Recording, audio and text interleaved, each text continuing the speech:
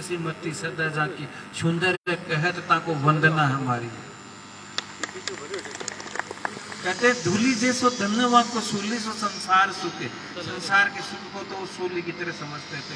धूली जैसो धनवा को, धन भी उनके धूली के समान था। भूली जैसो भागवा को अंत की सी यारी, न कोई भाग्य पे विश्वास करते थे। पाप जैसी प्रभुताई सांप जैसो सम्मान। कहते सम्मान को भी सांप का जो डंक से जो पीड़ा होती है ना, वैसे समझते थे।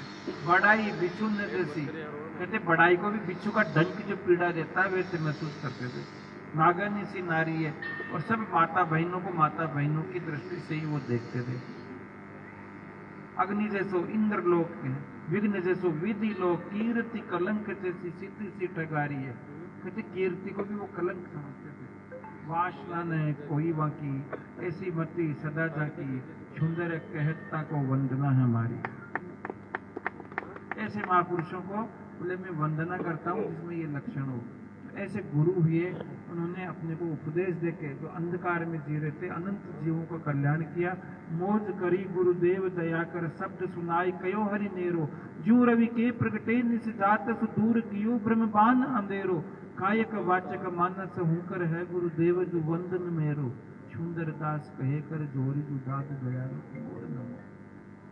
मोज करी गुरुदेव दया कर, शब्द सुनाए कयो हरि नेरो, ज्यो रवि के प्रगटे निस जात सुदूर कियो, ब्रह्मभान अंधेरो। जिस प्रकार सूर्य के उदय होते ही अंधकार चला जाता है, उसी प्रकार गुरु के द्वारा जो बताए हुए मार्ग है उससे व्यक्ति का अंधकार चला जाता है। कि नेत्र देखो, संत ये कहते हैं कि हमारे नेत्र हमारे पास है। हम पूरे विश्व को देखते हैं लेकिन हम हमारे नेत्र को नहीं देख पाते। ये बड़ा आश्चर्य है। कोई भी मनुष्य पूरे विश्व को देखता है लेकिन अपने नेत्र को नहीं देख पाता। महात्मा दादू जी कह रहे, नैन न देखे नैन को, अंतर भी कचुनाई, दूरी भी नहीं है ज्यादा।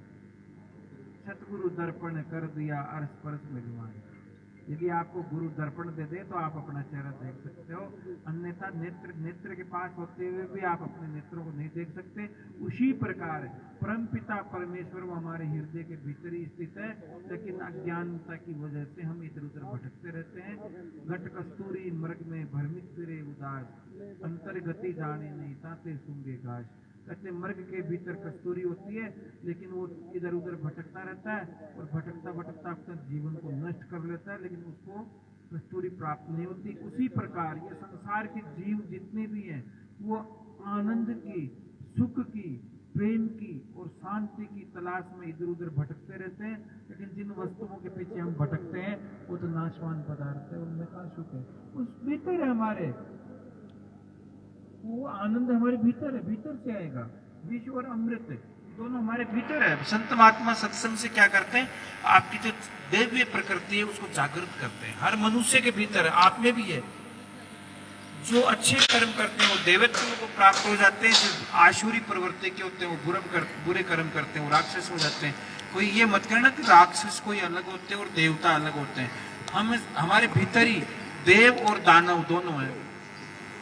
अच्छाइयां है वो क्या है, दैवीय प्रकृति गीता कहती है, और जो बुराइयां हैं जो तामसी प्रवृत्ति जिसको हम बोलते हैं, जिसमें राग है, द्वेष है, निंदा है, स्तुति है और अहंकार है, झूठ है, छल है, कपट है, पाखंड है, ये क्या है, आशुरी प्रवृत्ति है। वो लोग राक्षस हो जाते हैं। तो संत क्या करते हैं, संत अपनी वाणी के द्वारा आपके भीतर छिपा हुआ जो अमृत है, आपके भीतर छिपा हुआ जो ज्ञान है उसको प्रकट करते हैं कि ये जीव जाग। संत क्या किस लिए आते हैं इस संसार में, जीव को जगाने के लिए। आशायाम बद्धते लोक कर्मणा चली बद्धते, आयु क्षणम न जानाती तस्माद जागरी जागरी। ये जीव तू जाग, आशा से बंध के तू कर्म करेगा, फिर कर्म का फल भोगेगा, इसलिए तू बंधन में पड़ा रहता है। इसलिए आशाओं को त्याग के और जीवन में निर्मुक्त हो जा, भगवान का भजन कर। इसलिए संत इस संसार में अवतरण क्यों लेते हैं, जीव को जगाने के लिए। क्योंकि काम क्रोध लोभ मोह जितने भी है, देह तिष्ठन्ति तस्करा। कहते हैं काम क्रोध लोभ मोह चोर है, चोर है, आपके भीतर बैठे देह के भीतर है, और ये ज्ञान रूपी धन को हरण कर ले जाते हैं। इसलिए उस ज्ञान की रक्षा कैसी होगी? सत्संग से। इसलिए आज से आप यही लोग, कोई भी महापुरुष या साधु संत आपको मिले, ज्यादा से ज्यादा सत्संग प्राप्त किया करो। और देखो सत्संग का लाभ बताऊं, सबसे बड़ा देखियो ये ट्रस्टीगण है, जो भी गाड़िया परिवार और अन्य जो लोग यहाँ से जुड़े हुए हैं, सत्संग का प्रभाव है कि मानव सेवा हो रही है। ये सत्संग का ही प्रभाव है।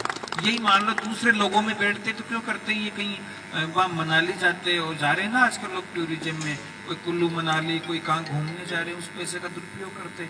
लेकिन देखो सत्संग का कितना प्रभाव है। नरेश बाबू पे फोन आया, महाराज जी आपको आना है और महाराज जी की स्मृति में दीन दुखियों की, जरूरतमंदों की सेवा करेंगे। कि सत्संग का प्रभाव है, बाबा जी की कृपा है इनके ऊपर कि इनकी जो बुद्धि है उसको सत्संग में लगाया। क्योंकि गीता कहती है ये बात है, हे अर्जुन मैं जिस जीव का कल्याण करता हूँ उसको मैं बुद्धि प्रदान करता हूँ, और जिस जीव का मैं विनाश करता हूँ उसकी बुद्धि हर लेता हूँ।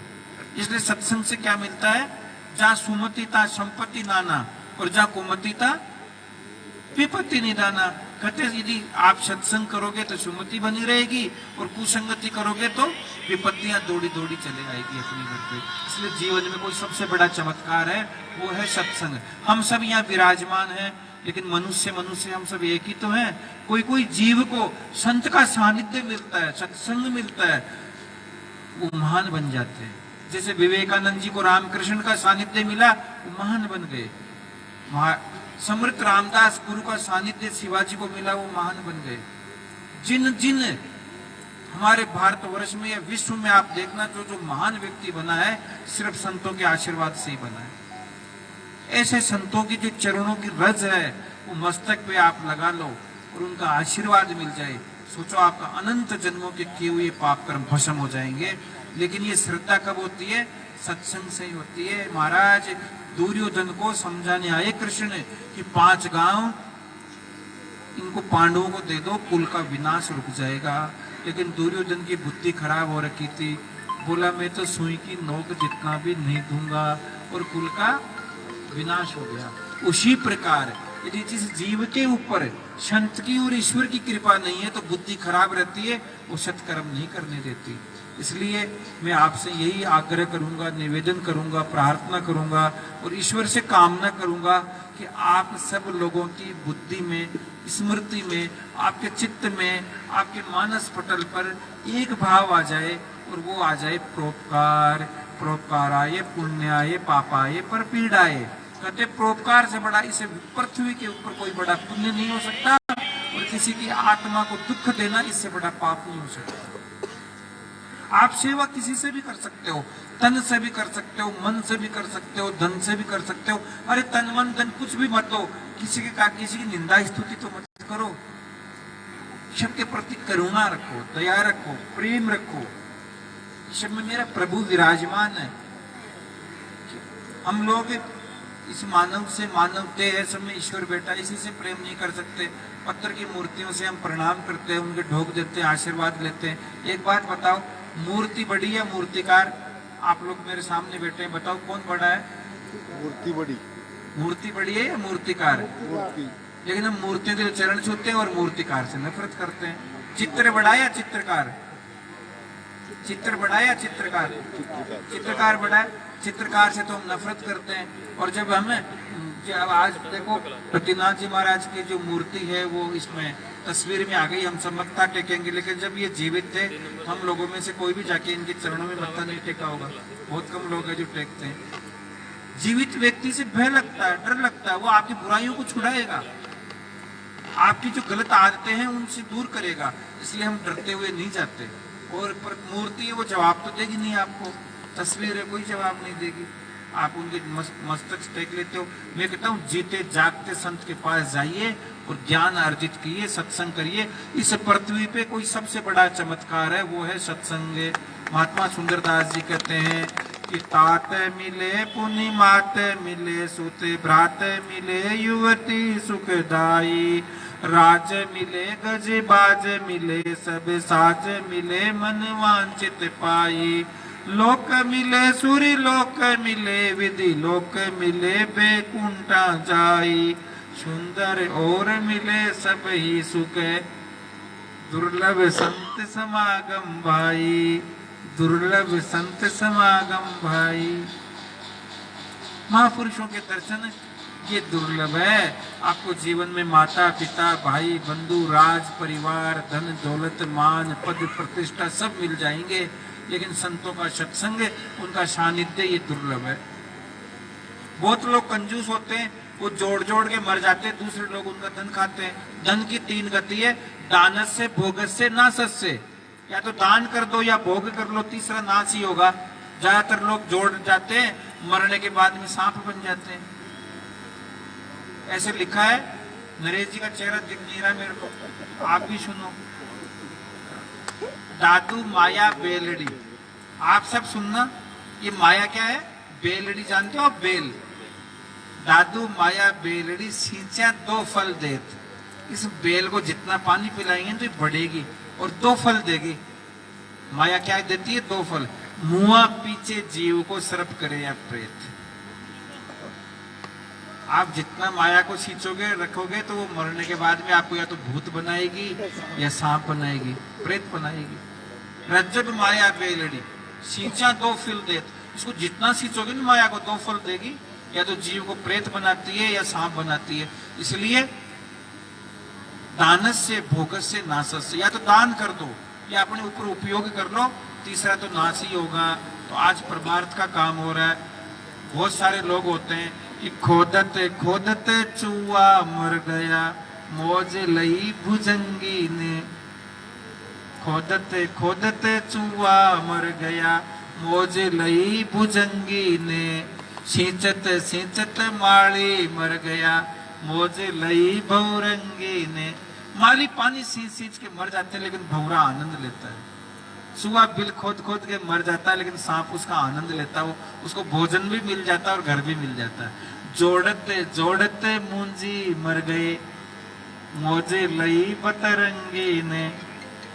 जोड़ जोड़ के मुंजी मर जाते हैं, लेकिन आनंद कौन लेता है? बरतने वाला। ऐसे ही पच पच सारी दुनिया मर गई, मौजे लई सतसंगी ने। पच पच सारी दुनिया मर गई, मौज लई सत्संगी ने। इसलिए महात्मा रतिनाथ जी महाराज आप लोगों को बहुत सत्संग दिया, बहुत मौज ली है इन्होंने। हम भी इनसे प्रेरणा लें और सत्संग का ज्यादा से ज्यादा सत्संग से बहुत ज्यादा लाभ लें। और आज ये परोपकार का कार्य होने जा रहा है। अब समय हो गया है, क्योंकि ज्यादा इंतजार कराना अपने को दोष लगता है। जल्दी से जल्दी इनको जो